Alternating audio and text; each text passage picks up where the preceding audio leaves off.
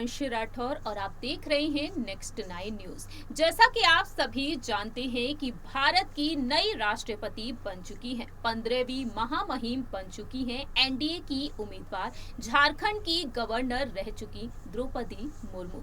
द्रौपदी मुर्मू अब जल्द ही कई बड़े और अहम फैसले लेती हुई दिखाई दे सकती हैं, लेकिन फिलहाल देखा जाए तो काफी ज्यादा सियासत तेज हो चुकी है जब से कांग्रेस नेता अधीर रंजन चौधरी ने संसद भवन में द्रौपदी मुर्मू के लिए एक अशोभनीय शब्द का इस्तेमाल किया। उन्होंने राष्ट्रपत्नी कह दिया। इसके चलते देखा जाए तो अब बीजेपी और कांग्रेस में भिड़ंत देखने को मिल रही है। केंद्रीय मंत्री स्मृति ईरानी निशाने पर आ चुकी हैं, लेकिन इस बीच देखने को यह भी मिला कि विपक्ष की तरफ से द्रौपदी मुर्मू के राष्ट्रपति बन जाने के बाद 25 जुलाई को उन्होंने शपथ ग्रहण की और उस शपथ ग्रहण करने के बाद विपक्ष ने अपना पक्ष रखा और मानसून सत्र में उन्होंने उन मुद्दों को उठाया जिन मुद्दों को लेकर वह काफी ज्यादा चिंता जाहिर करते हुए देखे गए हैं। आम जनता काफी ज्यादा चिंतित है कि खाद्य पदार्थों पर जिस तरीके से जीएसटी बढ़ा दिया गया है और इसी वजह से उन्होंने कहा कि केंद्र सरकार का जो फैसला रहा है उस पर अब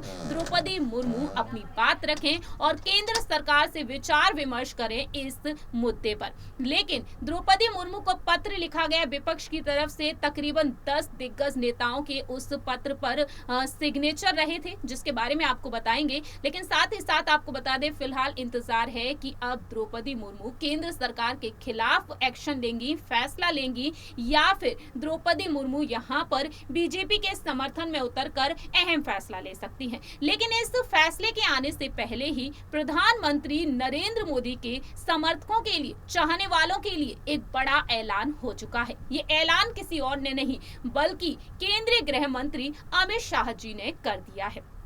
अमित शाह जी ने क्या कुछ कहा है, दरअसल आपको बता दें, बीजेपी इस वक्त काफी ज्यादा ध्यान देती हुई नजर आ रही है साल 2024 में होने वाले लोकसभा चुनाव की तरफ। जी हां, साल 2024 के मिशन को लेकर बीजेपी इस वक्त ज्यादा बिजी है और अब उन्होंने ऐलान कर दिया है। उपराष्ट्रपति चुनाव में महज कुछ ही दिन बाकी रह गए हैं। 6 अगस्त को उपराष्ट्रपति चुनाव होने को जा रहे हैं। एनडीए की तरफ से उम्मीदवार बनाए गए हैं पश्चिम बंगाल के राज्यपाल जगदीप धनखड़ और विपक्ष की तरफ से हैं, यूपीए की तरफ से हैं मार्गरेट एल्वा। लेकिन इसी बीच देखा जाए तो अब पीएम नरेंद्र मोदी के चाहने वालों के लिए जो ऐलान हुआ है वो कुछ इस तरीके से हुआ है। अमित शाह ने रविवार को पटना में भारतीय जनता पार्टी के विभिन्न मोर्चे की 2 दिवसीय संयुक्त राष्ट्रीय कार्यकारिणी की बैठक की और इस बैठक को संबोधित करते हुए उन्होंने कह दिया, बीजेपी जेडीयू में एक साथ चुनाव लड़ेंगे। नरेंद्र मोदी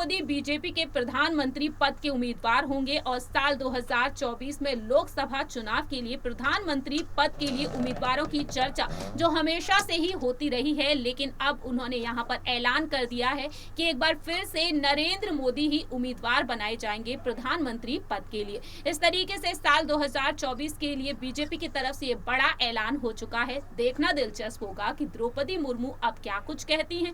द्रौपदी मुर्मू क्या वाकई में अब पीएम नरेंद्र मोदी के खिलाफ जाकर कोई फैसला ले सकती है। खाद्य पदार्थों पर जो जीएसटी लगाई गई है वो तो वक्त के साथ ही पता चलेगा। फिलहाल हमारे इस रिपोर्ट में इतना ही। बाकी की तमाम अपडेट्स के लिए देखते रहिए नेक्स्ट 9 न्यूज।